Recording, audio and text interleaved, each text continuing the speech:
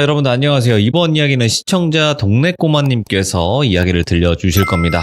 오늘 이야기 어떤 이야기일지 들어보도록 하겠습니다. 안녕하십니까? 안녕하십니까? 반갑습니다. 예. 자, 오늘 동네꼬마님 찾아와 주셨는데 오늘 이야기는 네네. 제가 봤을 때는요. 네. 예고 없이 가는 게 좋을 것 같아요. 네, 알겠습니다. 네, 예고를 안 하는 게 아니라 예고를 하게 되면 이제 시청자분들이 맞추시려고 엄청 노력을 하신단 말이에요. 근데 그 중에 간혹 맞추시는 분들이 계시기 때문에 이거 안 되겠구나.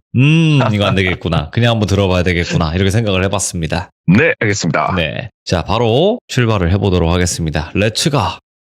키릿입니다. 제가 조금 됐어요. 보통 이제 우리 영업사원들이 당직인 날 이렇게 매장에 네. 앉아가지고 할 게 없습니다.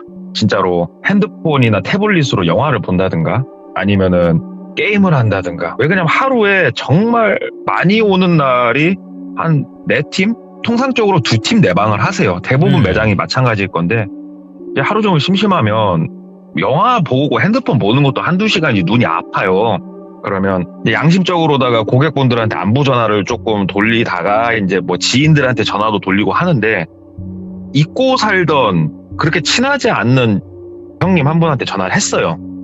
그래서 형님 어떻게 잘 사시냐고 그랬더니 야, 너 안 죽었냐? 그래가지고 내가 뭘 죽긴 왜 죽어요? 형님은 어떻게 지내세요? 그랬더니 뭐 나 타 지역 나와서 다른 일을 하고 있다 그러시더라고요. 그래서 그러시냐고 그랬더니 야, 안 그래도 한 2주 정도 있다가 내가 다시 고향 내려갈 일이 있으니까 내려가면 밥 한번 먹자 전화할게. 그래갖고 형님 전화하십시오 하고 이제 만났어요. 그 형님 한 2주 좀 더 있다가. 그래서 돌비님 아시겠지만 저는 어차피 술을 안 먹기 때문에 저녁 식사만 했어요. 그 형하고. 예. 그래서 그 형님은 이제 소주 한잔 하시고 저는 그냥 밥만 먹으면서 뭐 이런저런 얘기를 하는데 이 형님에 대해서 간략하게 말씀을 드리자면 일단 돈이 좀 있는 집의 자제분이세요. 그리고 이제 아버지의 직업은 제가 좀 이따가 이제 말씀을 드릴 거고 그리고 이 형님은 참 인생을 스펙타클하게 사셨어요. 본인 성격이 그렇게 살 수밖에 없어요. 제가 이 형님한테도 대놓고 한 말이지만 참 인생을 망나니처럼 사신 분이세요. 지금은 조금 괜찮은데 이제 그렇게 사시다 보니까 이 형님 좀 재밌는 얘기가 있겠다 싶어가지고 물어봤죠. 네. 제가 이런 채널에 나가서 무서운 얘기, 섬뜩한 얘기 제가 좀 이렇게 한번 얘기를 하고 있는데 형은 좀 재밌는 얘기가 많을 것 같은데 있어? 그랬더니 야, 뭐 그런 쪽의 얘기라면은 뭐 몇 개가 있지 하면서 이 형님이 들어보니까 이야기 보따리예요. 저한테. 예. 이 형님 해주신 여러 가지 얘기 중에 오늘 한 가지를 한번 말씀을 드려볼게요. 때는 바야흐로 2014년도예요. 14년도에 이 당시가 이 형님이 이제 30대 중반이셨는데 이 형님이 아버지가 무슨 일을 하시냐면은 일단은 대외적으로 봤을 때는 임대사업자세요. 건물을 몇 채 갖고 계세요. 그래가지고 임대를 내주는 사업을 하시는데 조금 더 깊이 들여다보면 이분 아버지가 무슨 일을 하시냐면은 단란한 술집을 굉장히 큰 사이즈를 한 3개 정도 운영을 하시고요. 네. 그리고 어떤 모 지역의 나이트클럽의 지분도 갖고 계신 분이세요. 그러니까는 전직 주먹이세요. 전직 주먹이신 분이신데 이분이 자식이 4명이에요. 그래서 딸, 아들 그리고 이 형님 똘비라고 할게요. 똘비 형님이 마지막 막내고 아들이에요. 유일한 외동아들. 그래서 아버지가 뭐 아까 제가 설명을 드렸다시피 돈이 좀 많으시겠죠. 큰 기업체 운영하시는 건 아니지만 상당히 돈이 많으시죠. 근데 아들이 하나야. 근데 막내야. 얼마나 애지중지 키웠겠냐고요, 아들을. 그러다 보니까 이 형님이 상당히 성격이 호전적이세요. 진짜. 옛날부터 좀 알긴 했는데 친구들하고 수틀리면 주먹부터 나가고 아버지가 또 뒷정리 해주시고 좀 이렇게 하셨는데 이제 이 형님이 사건 사고를 워낙에 많이 치세요. 진짜 허구헌날 사건 사고예요. 이 형님은 아버지가 맨날 깽값 물어주고 뭐 물어주고 합의 봐주고 이게 그냥 일이에요. 일. 근데 이 아버지도 한계점이라는 게 있잖아요. 자식에 대해서. 근데 이제 어떤 큼지막한 사건이 있었어요. 그래가지고 아버지가 야, 나는 더 이상 네가 아무리 내 소중한 자식이어도 안 되겠다. 너는 그냥 호적에서 파벌라니까 나가라. 그래버리신 거예요. 이렇게 아버지가 강경하게 말씀하신 적이 그 전에 몇 번 있었으니까 똘비는 또 속으로 또 이러시다 말겠지 해가지고 아유 아버지 야, 안 그렇게 좀 봐줘 왜 그래 얘기하니까 아버지가 야 나 이제는 장난 아니야 너 내가 준 카드 다 내놔 카드 싹 뺏어버리고 이 형님이 그 당시에 모 외제차 뚜껑 열리는 걸 타고 다니셨거든요 차키 내놔 차키까지 싹 뺏어버리고 그리고 나가 해버리시더래요 아빠 나 진짜 나가? 나 진짜 나가? 그러니까는 나가 그리고 앞으로 네 월급식으로 네 통장에 꽂히는 돈도 없을 거야 이게 뭐였냐면은 아버지 갖고 계신 여러 가지 회사 중에 하나 월급식으로 책정해가지고 상당히 큰 돈이 매달 들어가고 있었거든요 그것까지 다 잘라버리겠다 아이 뭐 이러시다 말겠지 그래서 아버지 알았어 나 그럼 나간다 아들 나가서 칵 뒤져본다 나간다 그러니까는 나가서 네 알아서 먹고 사 더 이상 넌 내 아들이 아니야 나가십시오 돌비님 그러셨대요 그래갖고 나가지 뭐 나갔대요 나가면서 이제 엄마한테도 엄마 나 진짜 나간다 나 쫓겨난다 그랬더니 엄마도 잘 가라 그러시더래요 엄마도 예. 질렸는가 그래서 그래 나가지 뭐 며칠 있으면 찾으려면서 이렇게 또 세게 나오네 하면서 나갔는데 진짜 안 찾으시더래요 그래갖고 찾지 마 내가 알아서 먹고 살 거야 일단은 통장 잔고가 몇백밖에 없었대요 그렇게 아버지가 돈을 줘도 밑 빠진 독에 물 붓는 거였기 때문에 돈을 워낙 써가지고 일단 있는 돈으로 기분이 더러우니까 술 한잔하고 호텔 잡아서 자고 이거를 한 3주 정도 했더니만 통장 잔고가 이제 텅텅텅텅 소리가 나더래요 비어가지고 이제부터 호텔이 아니고 모텔에서 자야 됐고 밥도 먹고 좀 놀아야겠는데 돈이 없는 거예요 본인 이제 이름으로 됐던 신용카드도 많이 썼고 한도가 거의 찼고 통장엔 잔고도 없고 전화를 했대요 야 누구야 난데 야 한 300만 좀 붙여봐라 내가 좀 이따 줄게 해갖고 친구한테 돈 빌려가지고 또 그걸로 놀고 이때까지만 해도 그냥 길어야 한 1, 2주 더 있으면 아버지가 호출을 할 거라는 생각을 가지고 있었대요 근데 아빠도 엄마도 전화가 한 통도 없더래요 친구들한테 돈 빌리는 것도 한두 명이지 이거를 좀 했더니 소문이 이상하게 나기 시작하더래요 야 똘비네 집 망했다더라 똘비 쫓겨나가지고 개털됐다더라 이런 소문 이상한 소문들이 돌기 시작하고 쟤한테 돈 빌려주면은 멋된다더라 막 이런 소문까지 도니까 엄마한테 전화를 했대요 엄마 그랬더니 엄마가 누구세요? 그러더래요 그래가지고 누구긴 엄마 아들이지 그랬대 난 아들 없어요 딸만 있어요 그러더래요 그래서 엄마 내가 밖에 나와가지고 요래저래 이렇게 사는데 엄마 나 진짜 엄마가 좀 봐주면 안 돼? 그러니까 엄마가 그러면 내가 아빠한테 말은 해보려니까 일단은 쥐 죽은 듯이 살고 있어 사고치지 말고 너 이 와중에 사고치면 너는 진짜 사람 아니다 하면서 엄마가 이제 전화를 끊으셨대요 그래가지고 버티는데 또 한 2, 3주 지났는데도 어머니가 피드백이 없더래요 몇 번 더 전화를 했는데도 이제는 돈 빌릴 때도 크게 없고 이게 라면 사 먹을 돈을 계산을 해야 되는 상황까지 본인이 온 거예요 근데 사람이 성장 과정이 중요한 게 여기까지 와도 일할 생각은 안 했대요 스스로가 아니 무턱대고 집에 들어가 버릴까 막 이런 생각까지 이제 드는데 엄마한테 전화가 온 거예요 아빠가 들어오란다 들어와라 그래가지고 막 박수를 치면서 이제 집으로 놀러 갔대요 예. 막 가가지고 아버지 아들이 잘못했어요 얘기하니까는 야 잘못한 거는 많이 반성했냐? 아버지 나 진짜 몇날 며칠 라면만 먹고 내가 얼마나 내가 따뜻한 집에서 잘 먹고 잘 사는지 아버지 나 이번에 처음 알았고 이제 막 속에 너무 얘기한 거예요 그냥 립 서비스를 그러니까 아버지가 나는 너의 그런 새치혀에 속을 사람이 아니야 알잖아 너는 반성이란 게 없는 새끼야 이 새끼야 그러지 말고 아빠가 기회를 주려니까 네가 그 기회를 잘 잡아봐 그래서 아버지 내가 뭐 하면 돼요 그러니까 아빠가 한 군데 알아봐놓은 데 있으니까 너 내일 모레부터 거기로 출근해 내일 일단 가고 인사하고 모레부터 출근해 거기서 네가 6개월만 성실하게 일해 그러면 아빠가 다시 옛날처럼 너 받아줄게 그러시더래요 그래서 와 이거 6개월이야 거꾸로 매달려도 가는 시간 예. 아빠 알았어요 아빠 너무 고마워요 아빠 사랑해요 아빠 뽀뽀 막 그랬대요 그냥 너무 좋아갖고 야, 아버지가 됐고 나는 네 모습 안 믿으니까 네가 네 인내심으로 나한테 보여줘 해갖고 이제 그날 오랜만에 집에서 따뜻한 물로 쫙 샤워하고 푹신한 침대에 누워가지고 딱 자고 일어나서 아버지가 알려준 곳으로 오픈카를 타고 갔대요 차는 네. 줬대요 도착해서 보니까 공장이더래요 그러니까 막 물건을 생산한다기보다 그 느낌이었대요. 물류창고 그런 느낌이었다는데 일단 들어가갖고 찾으라는 사람을 찾았대요. 그래갖고 전화를 했대요. 저 아버지가 누구신데 여기 일단 오라고 해서 왔는데요. 그랬더니 들어오시라고. 누가 하면 손을 흔들더래요. 그래서 가서 인사를 하고 거기 이제 사장님한테 소개를 시켜주더래요. 보니까는 사장님하고 아버지하고 아시는 사이더만요. 그래갖고 아버지가 일단은 부탁을 해서 받긴 했는데 한번 지켜볼 거라고. 아버지가 나한테 한 말도 있고 한번 지켜볼 거니까 열심히 일해보고 오늘은 간단하게 업무에 대해서 알려줄 테니까 숙제하시고 내일 아침부터 출근하시고 그렇게 해보시라고. 그래서 이제 나와서 그 밑에 직원한테 얘기를 쭉 듣는데 출근은 7시 20분까지였고 퇴근은 5시였대요. 그리고 하는 일은 간단했답니다. 그냥 하루 종일 미친 듯이 물건 싣고 내리면 되는 거였대요. 근데 이게 뭐 택배 이런 건 아니었고 어떤 특정 물품이었다고 하는데 얘기만 들어보니까 간단하잖아요. 그래서 일단 알겠습니다 하고 다시 아버지한테 전화를 했대요. 아버지 저 회사 나왔고요. 일단 제가 6개월간 아버지한테 보여드릴게요. 얘기를 하니까 아버지가 그래 네가 나한테 보여줘라.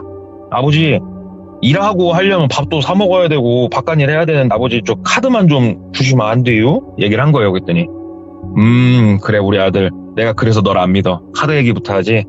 야 인마 카드 같은 소리 하지 말고 아빠가 동생들 시켜가지고 방 구해놨으니까 그 땡땡 삼촌한테 전화해. 그러면 방 구해준 거 알려주려고 그냥 나가서 살아 6개월간. 그리고 네가 보여줘야 돼. 알았어? 카드 같은 소리 꺼내지도 말고 뚝 끊어버리시더래요. 예. 하따 이 양반 독하다 속으로 생각하면서 땡땡 삼촌한테 전화를 했대요. 삼촌 저예요. 아버지가 전화하라고 그러던데요. 그러니까는 안 그래도 얘기 들었어. 그 어디로 와 그러시더래요. 그래서 갔더니 그 공장에서 차로 한 15분 정도 가면 나오는 원룸이었는데 그 우리가 일반적으로 생각하는 원룸이 아니었고 3층짜리 원룸이었는데 한 층당 6개 방이 일자로 붙어있는 그런 원룸, 복도식 원룸이었대요. 근데 거기 본인을 1층에다가 방을 하나 잡아주더래요. 근데 이거 거의 또 여인숙 수준인데 이 생각이 들더래요. 근데 어쩌겠어요. 아버지가 이렇게 하라는데. 그래갖고 여기서 이렇게 있으래요.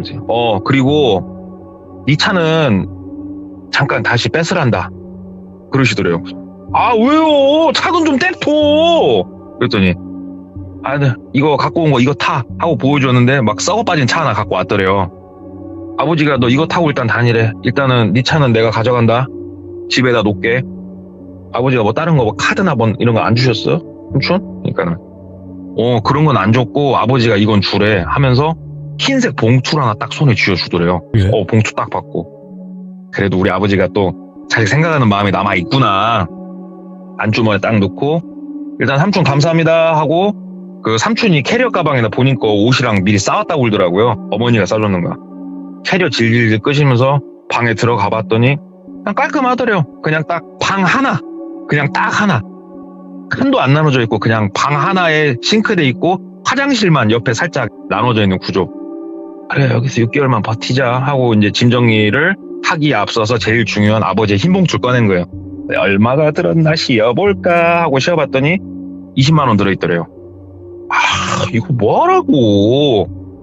엄마한테 전화를 했대요. 엄마 아빠가 내가 20만 원 줬다고. 그랬더니 그 20도 이놈아 내가 준 거야 그러더래요.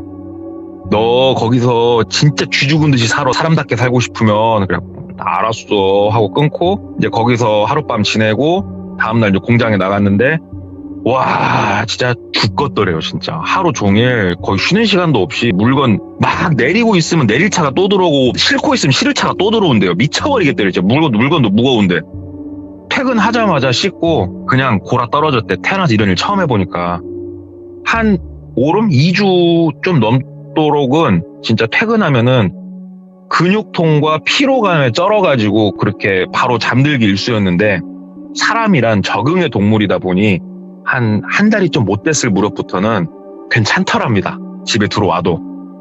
그래갖고 이제 친구들한테 전화도 하고 이제 하는데 전처럼 나가서는 못 논대요. 왜 그러냐면 내일 일이 워낙 빡세니까 일찍 자야 되니까. 이제 잘라고 이렇게 누워 있는데 여기가 원룸이잖아요. 어떻게 뭐 복도식이든 뭐든 양쪽 옆방은 조용한데 뭐가 이렇게 막 사람 말소리가 들리더래요. 그래가지고 누워가지고 아이고 방음이 잘 안 되네. 근데 여자 목소리였대요. 어쩌고 저쩌고 어쩌고 저쩌고 어쩌고 하는데 조금 말이 좀 작게 들리니까 뭐야, 내 양쪽 옆방 아저씨들인데 아씨 뭐야 하면서 여기가 방이 있고 베란다 형식으로 되게 작은 공간이 있고 거기에 세탁기를 하나씩 놔준 공간이 있는데 그쪽 창문을 열고 세탁기 근처로 가봤더니 세탁기 옆에 배수관 파이프가 있잖아요. 그 배수관 파이프 쪽을 따라서 소리가 내려오고 있더래요. 그래가지고 이렇게 소리를 들어봤더니 여잔데 누구랑 막 통화를 이렇게 하고 있더래요. 여자가 사나 보구나. 윗집인가 아니면 3층인가? 근데 뭐라고 이렇게 계속 통화를 하는 거야. 아, 귀에 되게 거슬리네. 이게 몇 분째야 하면서 살짝 내용을 들어봤더니 뭐 내용이 조금 재밌었대요. 이번에 뭐 호구를 몇 명 잡았고 이거 진짜 부자 되는 건 순식간일 거고 막 이런 얘기를 하더래요. 그래서 뭐야, 꽃뱀이야? 뭔 전화 내용이 이래. 좋겠다. 그렇게 뭐 호구 잡아갖고 부자 될 것 같으면 입 좀 다물어라 좀 자게 하고 이제 잠 자고 하는데 이 여자 목소리가 안 들리는 날은 안 들리는데 들리는 날은 진짜로 1시간, 2시간씩 그렇게 통화를 하더래요. 그래가지고 이게 나중에는 사람이 적응이 되니까 잠도 안 오고 한 2달쯤 됐을 때 진짜 이 여자가 오늘도 이제 목소리가 들리는구나. 짜증나. 이러고 있는데 갑자기 이 여자 목소리 말고 다른 여자 목소리가 또 들리더래요. 뭐시 어쩌고 저쩌고 어쩌고 저쩌고. 또 친구까지 데리고 왔나? 아, 나 좀 쉬어야 되는데. 아, 나 예민한데? 그러고 있는데 갑자기 쿵, 쿵, 쿵, 쿵, 쿵 막 소리가 들리더래요. 뛰더래요 막. 그래갖고 아, 이런 진짜 미쳤네. 이 집 시간이 몇 시인데 첫 뛰고 자빠졌어. 막 이렇게 생각을 하고 있었대요. 근데 계속 뛰는데 갑자기 뛰는 소리하고 함께 들리는 소리가 박수 치는 소리가 들리더래요. 짝, 짝, 짝, 짝, 짝, 짝 박수를 치면은 거기에 맞춰서 쿵, 쿵, 쿵, 쿵 뛰고 있더래요. 그래갖고 꼭지가 돌죠. 참았는데 한 15, 20분 넘도록 그러고 있으니까 와, 이 여자 체력도 좋은데 이건 아니지. 그래서 2층으로 올라갔대요.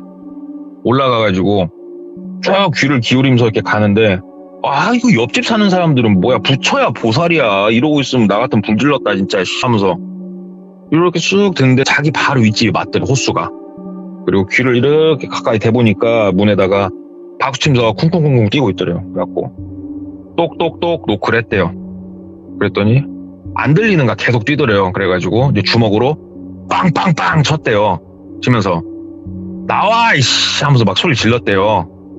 나오라고 소리를 지르니까 이제 그 박수치고 뛰던 소리가 딱 줄어들고 저벅저벅 이렇게 발소리 약간 들리더니 문을 탁 열더래요. 되게 애띤 여자였대요. 많이 먹어봐야 22, 셋? 이렇게 정도 보이는. 저기요, 지금 이 시간에 이게 뭐 하는 거요? 왜 뛰어? 장난해? 지금 혼자 살아? 얘기를 한 거예요. 그러니까 그 여자가 이마에랑 땀이 막 범벅이 돼 있더래요. 아유, 죄송해요. 제가 뭐 연습하고 있는 게 있어서 죄송해요. 그러더래요. 그래서 연습은 나가서 공터에서 하든가 뭐 하는 짓이야 이게. 당신 내가 한 번만 더 올라오면은 당신 진짜로 멋된 줄 알면 돼. 당신 내가 누군지 모르지? 뛰지 마. 소리도 내지 마. 똑바로 해. 그랬더니 아유, 죄송합니다. 그러더래요. 그래서 이제 문 닫고 본인 방으로 내려왔대요. 한 번만 더 뛰어봐. 죽여버린다 진짜 하고 있는데 조용하더랍니다. 그리고 그날 이후로 말소리도 거의 안 들리더래요. 그래서 아, 역시 사람은 세게 말해야 된다 이런 생각을 갖고 지내다가 물건 상하차를 좀 하다가 발목을 좀 심하게 뼈었대요, 똘비가. 그래가지고 병원에 가가지고 검진을 맡았더니 그냥 하루 이틀 쉬면 괜찮을 거다 얘기는 하는데 일단 방기부스 무조건 해달라고 막 우겼대요. 안 해도 되는데. 그래갖고 방기부스 하고 사비를 털어서 목발까지 산 다음에 회사에 가가지고 아유, 인대가 심하게 늘어났다고 병원에서 일단 최악 보름은 발 쓰지 말라는데 뺑기를 쓴 거예요. 일하기 싫으니까. 그러니까는 회사에서도 어차피 얘가 뭐 때문에 들어온 줄 아니까 그러면 좀 쉬라고 얘기를 한 거예요. 그래가지고 아싸 개꿀 하면서 이제 낮에 늦잠도 자고 막 이러고 있는데 여기가 공단 근처에 바로 있는 원룸이다 보니까 낮에는 사람이 없어요. 여기에. 본인만 그 건물에 있다고 생각을 했는데 그 여자 목소리가 낮에 들리더라는 거예요. 어쩌고 저쩌고. 그래서 말은 할 수 있는 거니까 뛰지만 않으면 되는 거니까 그냥 집에서 이렇게 좀 쉬고 있었는데 빨래도 돌릴 겸 뭐 할 겸 세탁기 옆쪽에 가서 배관에다가 귀를 거의 딱 붙이니까 소리가 상당히 선명하게 들리더래요. 그 얘기를 들어보니까 뭔가 스케줄에 대해서 얘기를 하고 있더래요. 내일은 4명이고 예. 좀 공손하게 얘기를 하고 있더래요. 예. 그러면요 이메일로 보내주시면은 제가 확인해가지고 준비해 놓을게요. 예, 알겠습니다. 예, 그럼 내일 그 시간 맞춰서 준비해 놓을게요. 네, 막 이렇게 통화를 하더래요. 그래서 또 저 여자가 정신 나간 여자는 아니었구나. 직장을 다니는 여자였구나. 이렇게 생각을 하고 시간을 그렇게 이제 한 보름 정도는 시간이 있으니까 그냥 허송세월 보내고 있는데 우리가 오다 가다 보면은 신문 있잖아요. 그 무료 신문. 구인구직도 나와 있고 담배 사러 나갔다가 들어오면서 이제 그런 걸 하나씩 가끔 가지고 들어왔는데 이 똘비라는 분이 평상시에도 어쩌다 한 번씩 점을 한 번씩 보는 양반이세요. 이분이 진짜 재미로 사주는 안 보고 무조건 신점을 보시는데 신점이 재밌다고 그걸 보다 보니까 교차로 같은 신문을 보다 보니까 거기에 무당이 홍보를 올린 게 나와 있는 거예요. 진짜 용한 무당 최소한 한 달 전에는 예약을 잡아주셔야 되고 이렇게 나와 있는 거예요. 좀 전화나 해볼까? 그래서 예약 바로 잡히면 점이나 한번 봐볼까? 막 이 생각이 들었대요. 그래가지고 전화를 했대요. 전화를 하니까는 어떤 여성분이 받으시더래요. 그래서 그 돌비 신여죠? 하고 전화를 한 거예요. 그러니까는 그렇다고 저 한번 점 좀 보려면 얼마나 대기방을 타야 됩니까? 물어보니까 그렇게 오래 안 기다리셔도 되는데 지금은 어떻게 자리가 평일에도 괜찮으시냐고서 저 다음 주까지는 뭐 아무 시간이나 괜찮다고 얘기를 하니까 그러시면 다음 주 수요일 오후 3시 어떠세요? 그러더래요. 그래서 예, 뭐 그렇게 해주십시오. 그랬더니 그리고 이번에 우리 선생님 같은 경우에는 어떻게 운이 좋게 지금 빈자리가 있어서 바로 예약이 됐는데 저희가 시스템이 보통은 한 달 이상 대기를 해야 되기 때문에 저희는 예약금을 무조건 받는다고 그래서 오셔서 예약금을 저희가 현금으로 돌려드린다고 그걸로 복채를 내셔도 되고 편하게 하시면 된다고 그래서 예약금이 얼만데요? 그랬더니 예약금을 5만 원 달라고 했대요. 5만 원이면 좀 비싼 느낌이 약간 없지 않아 있었대요. 왜 그러냐면은 14년도 그 당시가 지방도시 같은 경우에 복채가 3만 원이 조금 일반적일 때였다고 그러더라고요.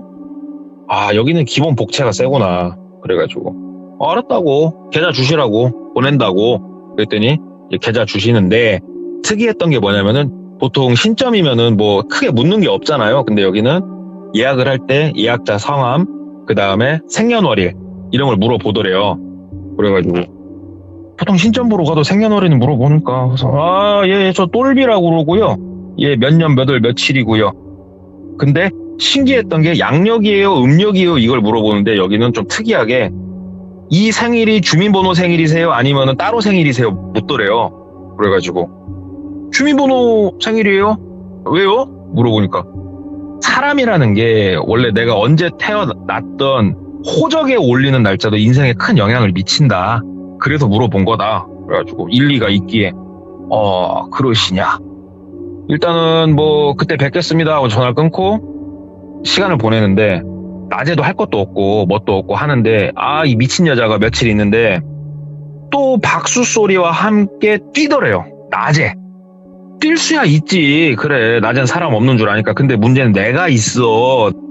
올라갔대요. 또 올라가갖고 주먹으로 뻥뻥뻥 쳤대요. 뻥뻥뻥뻥 치니까는 또 이제 박수 소리가 끊어지고 그 여자가 나오더래요. 또 얼굴에 땀이 흥건해갖고 아무리 대낮이어도 매너란 게 있지 않아요? 내가 뭐라고 했어? 나 다시 올라오게 하지 말라고 했잖아.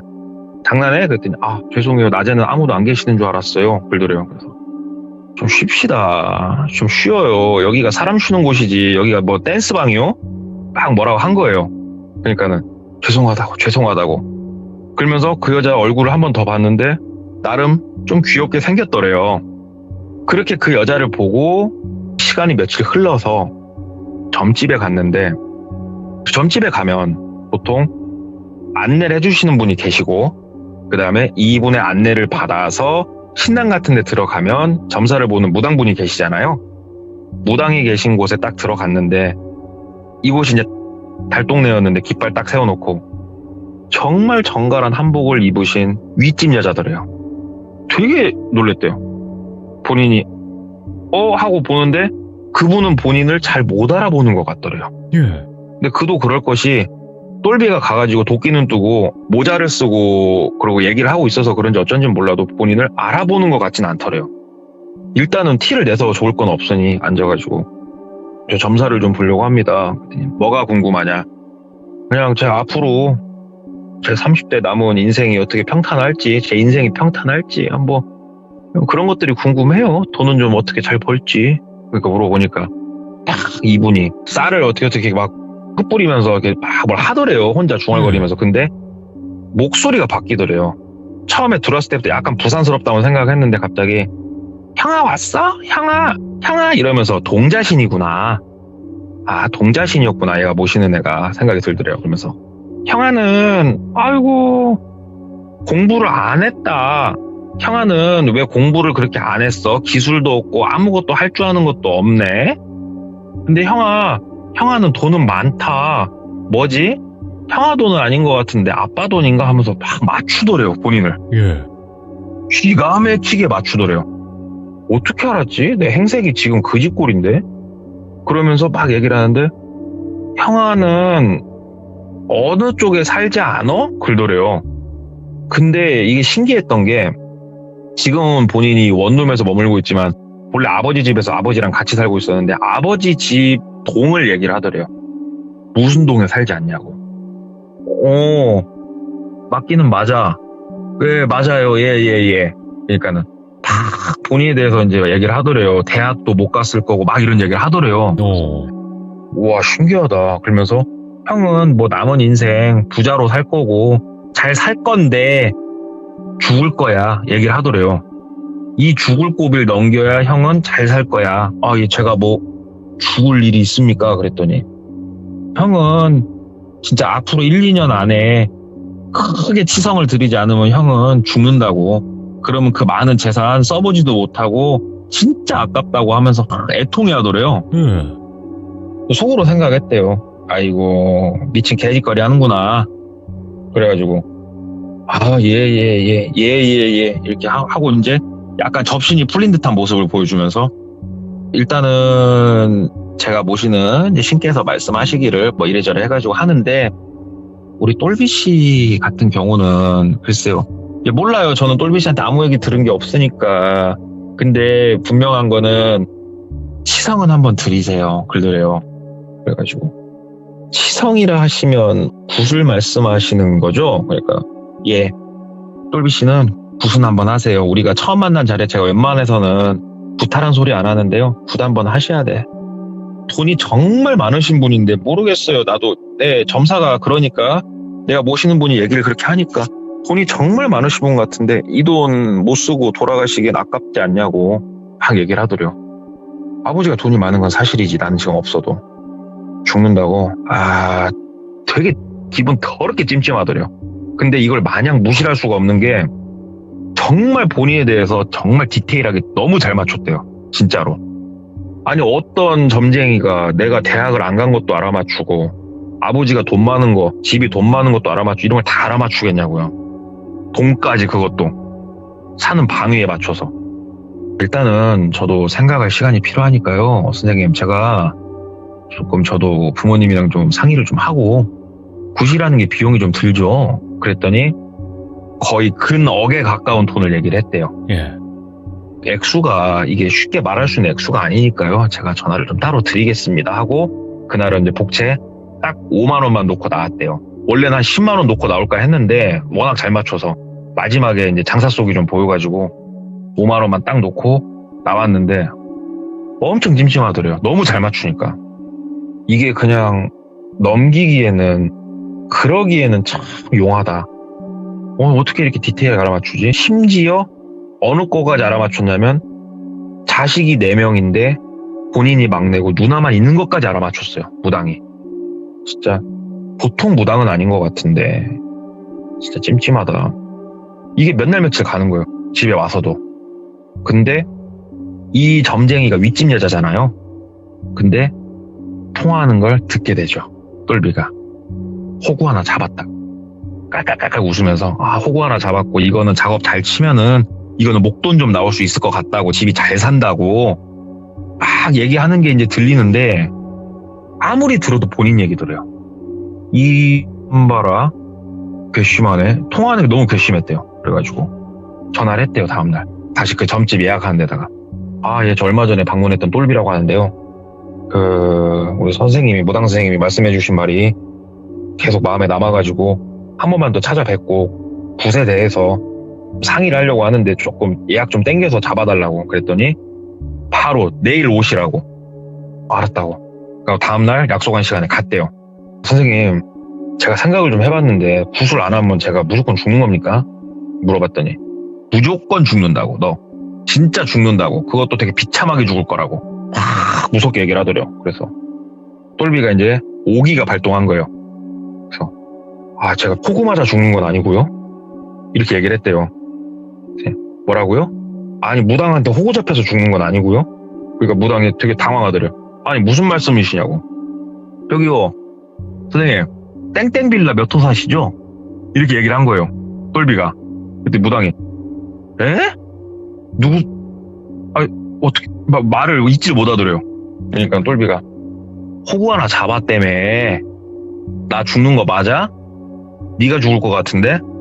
야, 너 똑바로 말해봐. 너 뭐냐? 너 진짜 점쟁이 맞냐?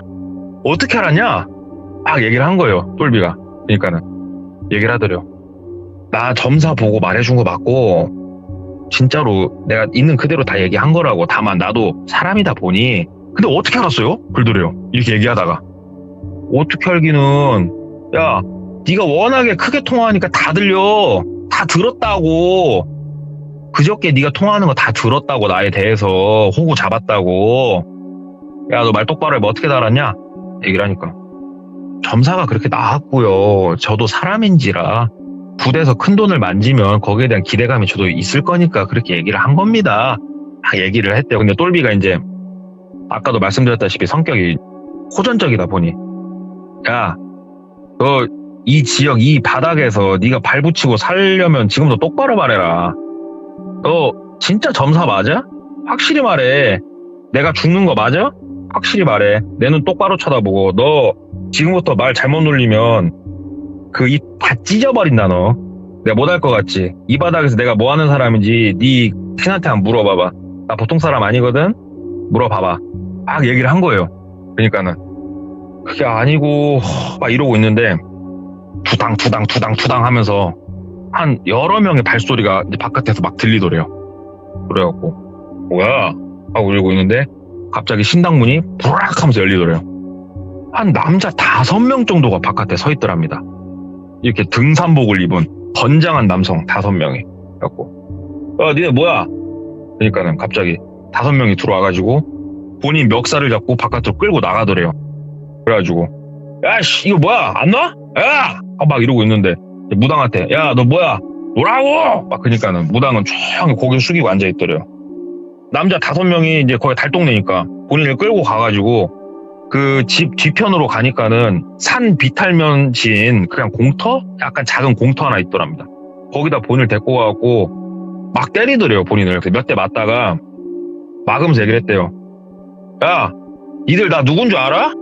내가 야 땡땡땡 그거 누구 아들이야 이들아. 야 니네 어디 식구들이야. 막 얘기를 한 거예요. 그러니까는 걔네들이 코웃음 치면서 야 좀 더 맞자 하면서 막 때리더래요. 막 막으면서 아이씨 야 니네 후회 안 해? 니네 어디 애들이야? 나 진짜 누구라고?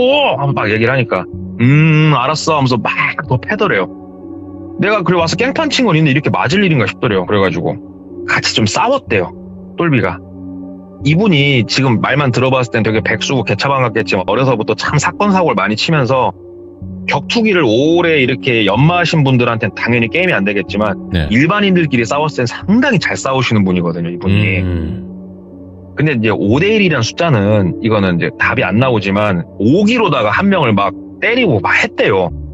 막 싸우고 하면서 이제 약간 본인이 이제 두드러 맞다가 조금 소강 상태에 들어갔을 때 얘기를 했대요. 야 우리 아버지 모르면 우리 아버지 동생들 누구누구 니네 알아? 누구 알아? 하면서 막 얘기를 했대요. 그랬더니 대답 안 하더래요. 야, 근데 니들 나 왜 때리냐? 야, 나 니들 얼굴 다 봤거든? 이 자리에서 니들이 나 안 죽이면은 나 니들 찾아낸다? 자신 있냐? 막 얘기를 한 거예요. 그러니까 걔네가, 아이고, 넌 명을 이렇게 재촉을 하냐? 야, 내 핸드폰 좀 갖고 와봐. 그러니까 한 명 핸드폰을 본인 걸 뺐더래요. 그냥 줬대요, 핸드폰. 왜? 내 핸드폰은 왜? 이거 삥땅 쳐가게? 갖다 팔아라? 얘기를 하니까 비번 걸어놨네? 야, 비번 좀 풀어봐. 주더래, 핸드폰을. 아, 풀어줄게. 비번 풀어줬대요. 그랬더니 다른 거 안 보고 문자랑 전화 내역을 막 보더래요. 그러더니 너 여기 오는 거 아무한테도 얘기를 안 했네? 그러더래요.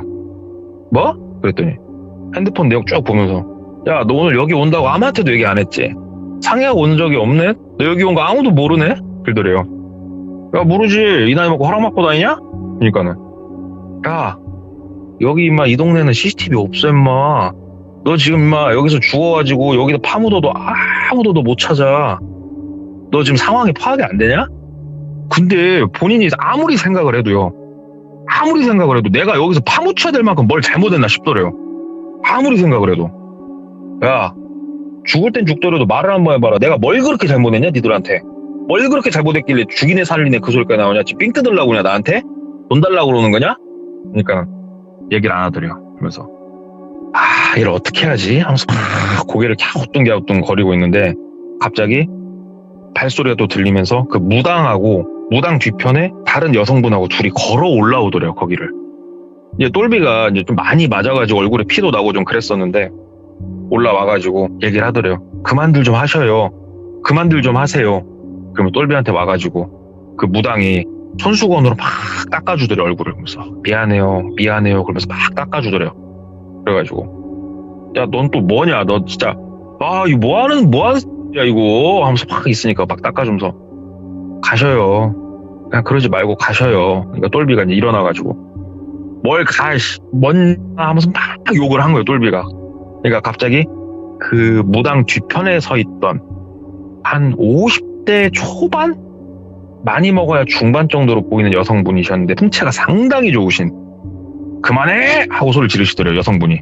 진짜로 여자 목소리인데 남자가 말하는 진짜 장군이 말하는 그런 느낌이었대요. 그만해! 하면서 여성분이 말씀하시는데 본인이 그 목소리 하나에 주눅이 들더래요. 뭐야? 하면서 이렇게 쳐다보는데 눈이 마주쳤는데 눈을 못 쳐다보겠더래요, 그분을. 찐텐으로 느꼈대요. 이 사람은 찐이다. 갑자기 그 순간에 누가 뭐 말 안 해줘도 딱 느껴지더래요. 우와! 하면서 눈을 깔았대요.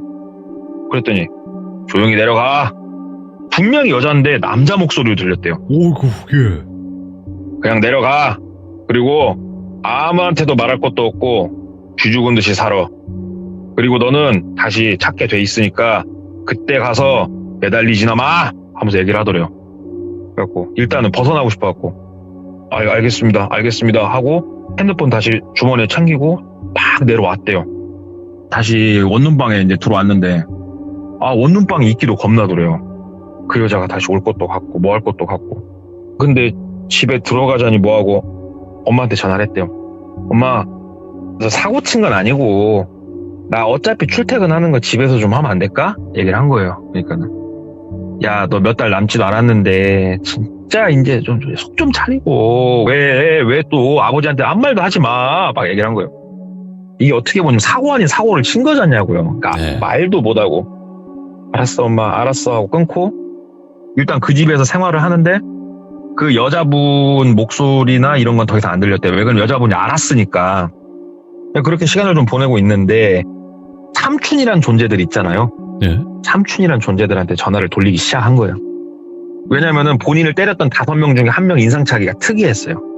목에 거북이 문신이 있었대요. 분명히 이건 용 같은 게 아니고 거북이였대요. 거북이. 그것도 빨간색 거북이.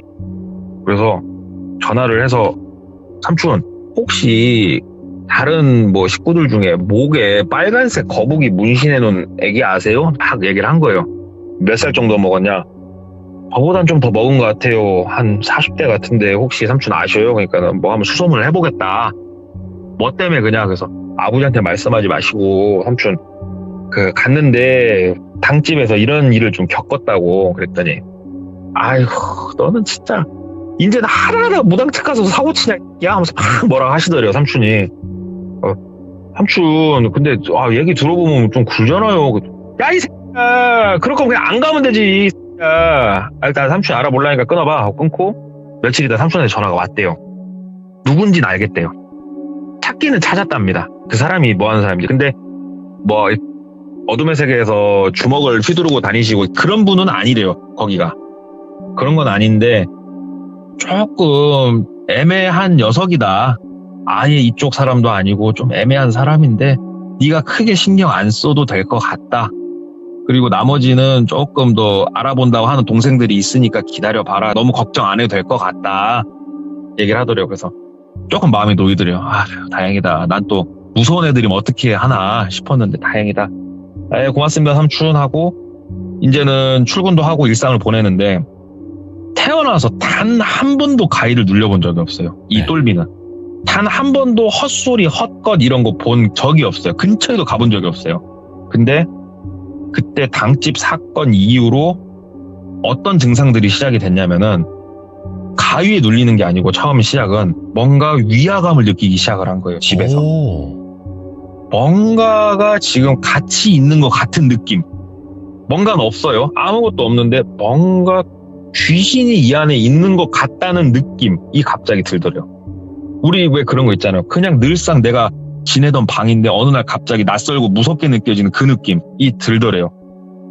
왜 그러지? 내가 갑작스럽게 좀 이런 일을 겪어서 그런가?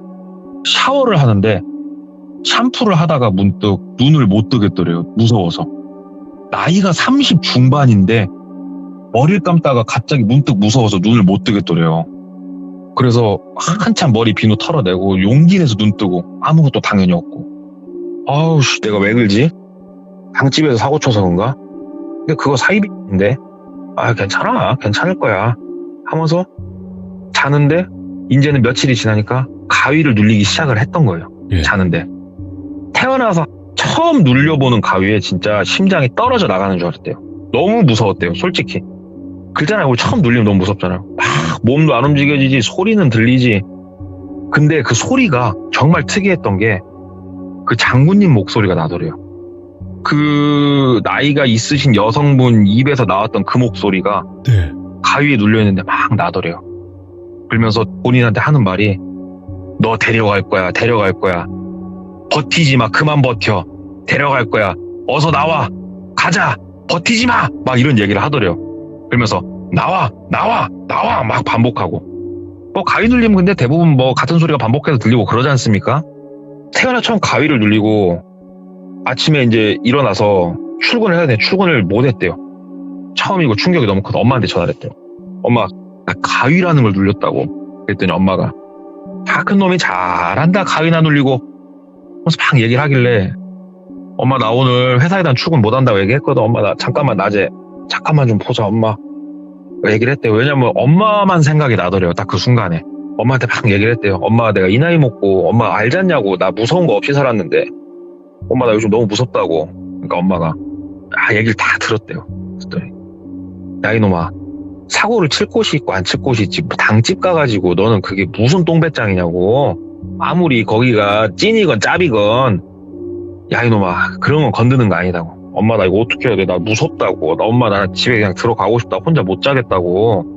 그러니까 엄마가 나도 내 팔자 참 기구하다. 자식 새끼 키워놨더니 30 중반 먹고 무섭다고 엄마랑 자겠다고 하는 놈은 참 몇 놈 없을 거다 진짜. 아이고 내 팔자야 내 팔자야.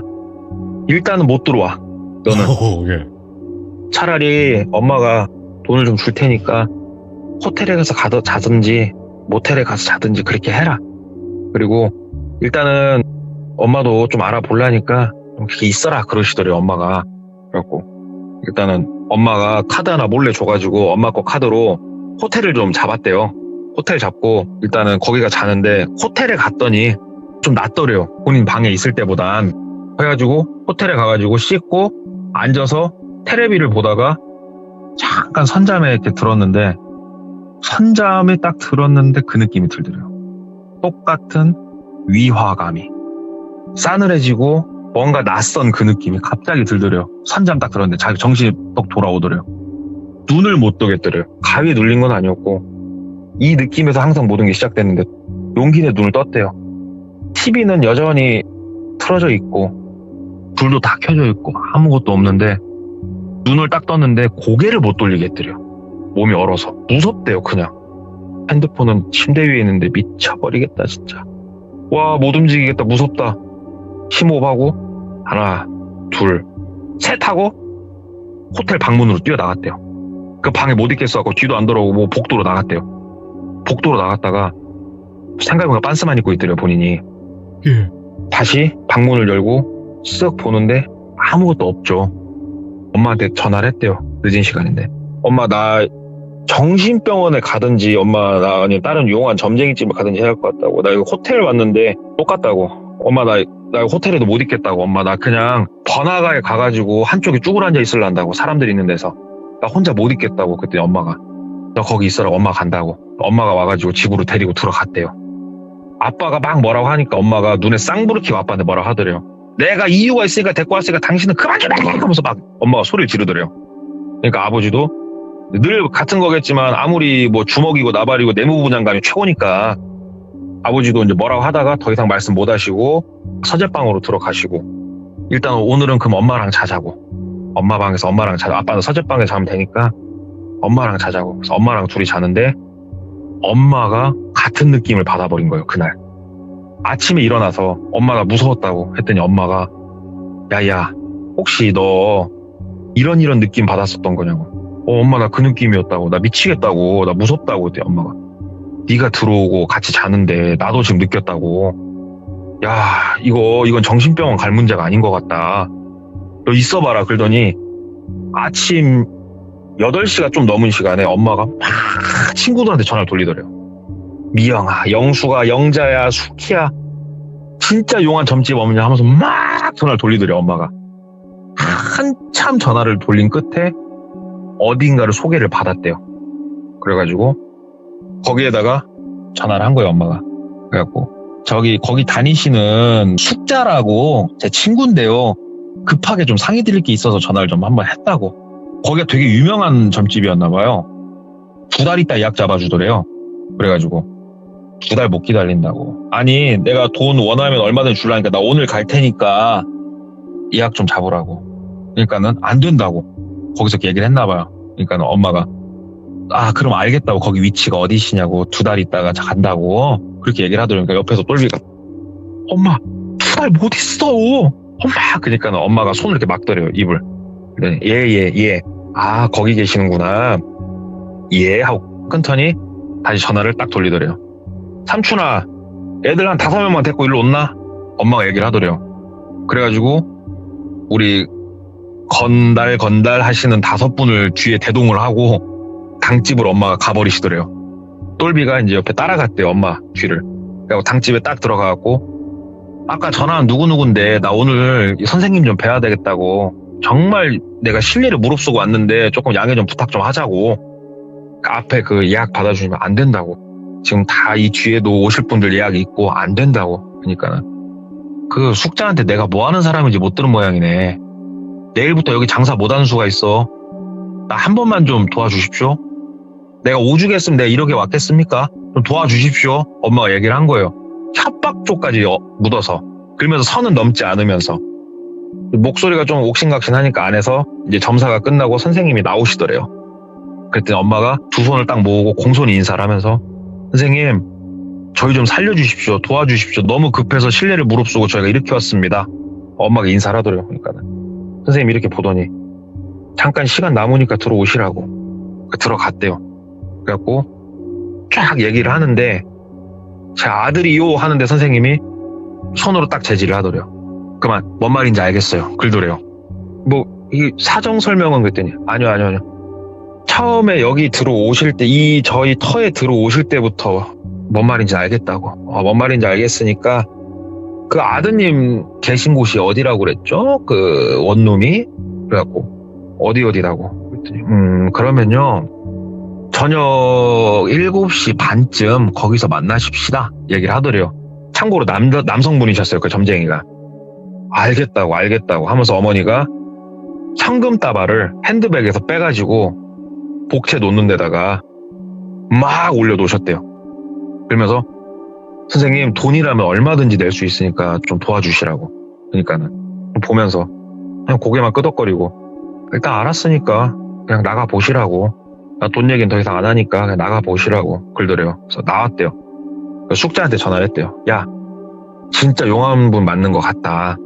진짜 용하지? 그랬더니 막 얘기가 들리더래요. 수화기 너머로. 거기 어떻게 언니는 무슨 백으로 당일날 가서 전화 사봤냐고. 거기 기본 대기가 2-3달이라고. 장난 아니다고.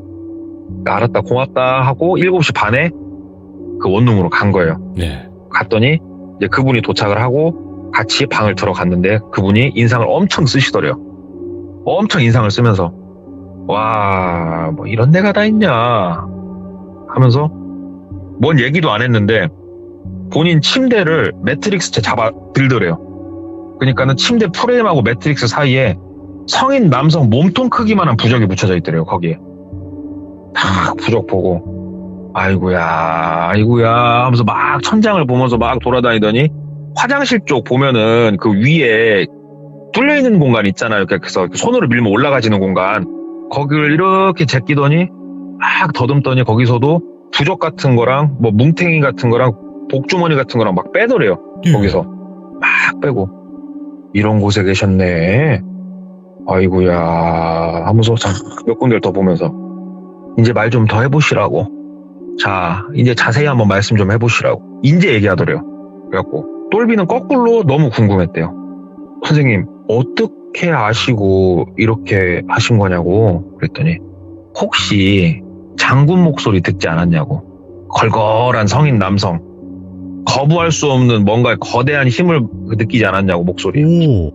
예. 제가 그 목소리다고. 예. 그랬더니 너 들어올 때부터 너 죽이려고 뒤에서 장군이 네 목에 작두대고 있는데 내가 그걸 모르겠냐고. 엄마가 막 어떻게 하면 좋냐고. 일단 말씀 좀 해보시라고 쭉 말 한번 해보라고. 그럴 때 윗집에 대해서 얘기를 한 거예요. 아, 그러시구나. 그 윗집 점사 보시는 분이 어디에서 점사를 보셨나요? 그래가지고 쭉 설명을 해드렸대요. 어디 달동네 어떻게 가면은 뭐 어디에 간판 뭐라고 써붙여놓고 돌비 뭐 이렇게 써붙여놨다고. 그랬더니 그래요. 이거는요 저희 당집으로 일단 가셔서 말씀 나누시죠 하고 그냥 나가시더래요. 엄마랑 다시 그 오밤중에 그 당집으로 다시 갔대요. 가서 이제 말씀 좀 해주시라고 그랬더니 제가 이제 오는 길에 저도 조금 더 생각을 해보고 좀 몇 군데 알아보고 했는데 일단은 말씀을 드릴게요. 그 당집 같은 경우라고 하면은 거기는 사람 점사 봐주는 곳 아니라고. 그러니까 뭐 하는 곳입니까? 거기가 원래요. 원래 되게 유명하신 분이 계셨던 곳이에요. 근데 그분이 뭘로 유명했냐면은 사람 저주하는 걸로 유명했다고. 아, 그래요? 근데 제가 본 분은 되게 어리신 분인데 그분이 그렇게 유명한 분이셨어요? 그랬더니 아니요, 그 뒤에 계시던 분, 장군 목소리 나오시던 분이 그분이 그렇게 유명하신 분이라고. 아마 그 밑엔 신딸일 거라고. 근데 신딸치고는 제가 얘기를 들었을 때 호구 잡았네 어쩌네 이렇게 얘기하는 게 이건 조금 특이해서요. 그랬더니 일단은요 이거는 뭐 국까지는 안 해도 될 것 같고요. 혹시 종교가 뭐시냐고. 그래서 저희는 종교 따로 없다고. 그랬더니 매일 저희 쪽 신당에 오셔가지고 기도를 하시던가 아니면은 절에 가셔가지고 좀 계시라고 얘기를 하더래요. 그래서 매일 점집으로 오는 건 좀 그렇고 무당님도 좀 싫어했대요. 그분도.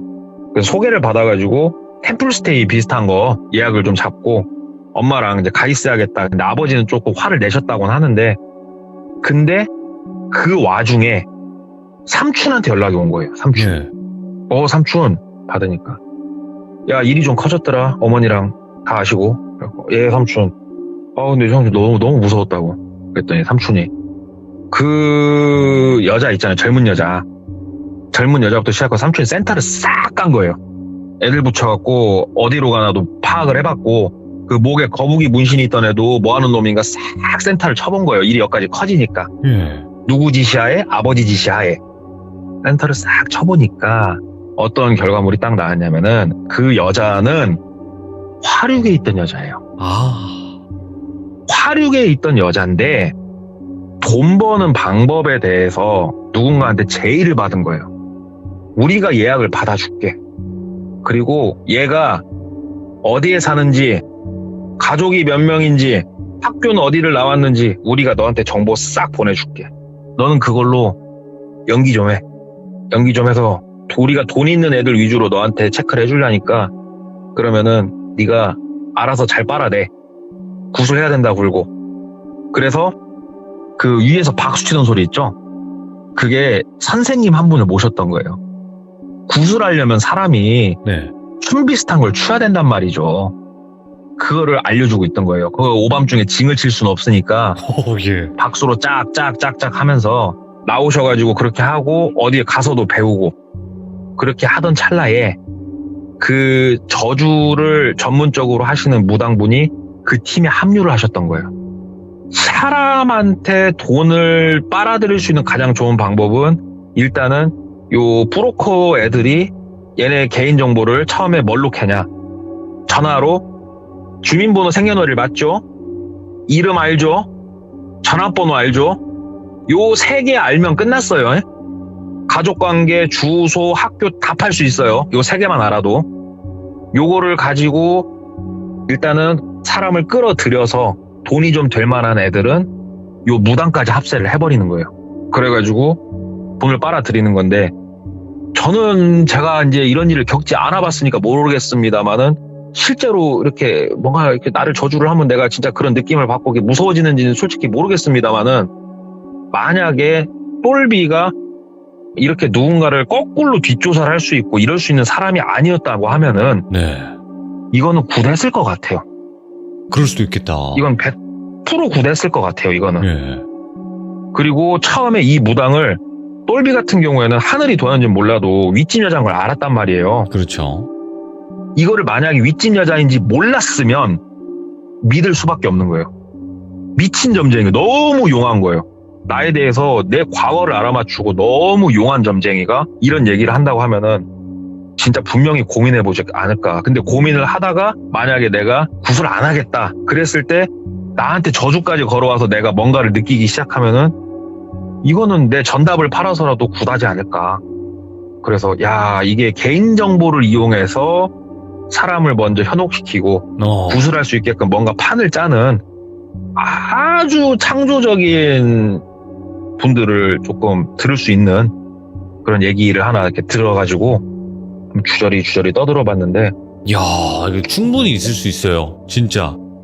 개인정보만 알면 충분히 가능할 것 같아요. 아니, 네. 진짜 부자들 털어먹기 좋겠네. 이렇게 해서 좀 굿 믿고 이러신 분들한테는. 예, 근데 저는 이 얘기를 듣고 예. 이 얘기 들은 건 좀 됐습니다만 제가 돌비님한테 말씀드렸습니다만은 제가 며칠 전에 자다가 태어나서 처음으로 귀신이 내 몸을 만지는 느낌을 한번 받았단 말이죠.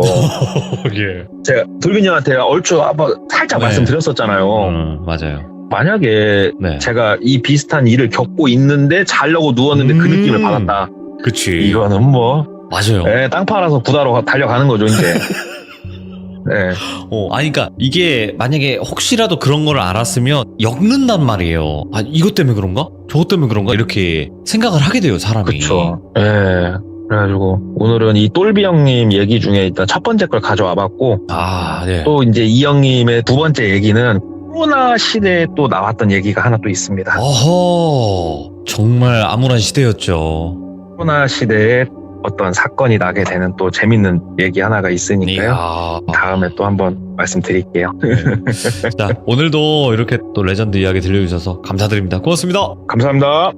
자, 여러분들, 이 이야기는 딱 그냥 이 이야기 그대로입니다. 항상 조심하시길 저는 다시 한번 당부드리도록 하겠습니다. 시청해주신 모든 분들 감사드립니다. 고맙습니다.